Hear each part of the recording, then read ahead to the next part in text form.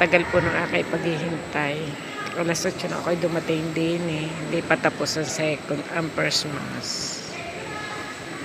9:30 pa po ang second mass. Ay digaho ay medyo matagal-tagal. Dahil ako po ay nakatulog nagising ako ng alanganin. Oo nga, nagising ako ng alauna. Ay nung ako po magising ay alas 7 abay napasarap po ang tulog. Kaya hindi po ako nakaabot ng first mass.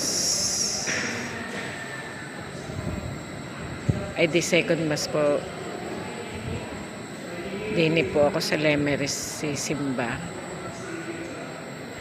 Dito po na hindi pa po tapos ang simbahan ng Lemery. Kaya dito po idinadaos ang misa dito sa St. Mary's ng school. Hindi pa po nakakatapos. Kaya ito po. Dito po. Napakarami din po nang nasimba dito.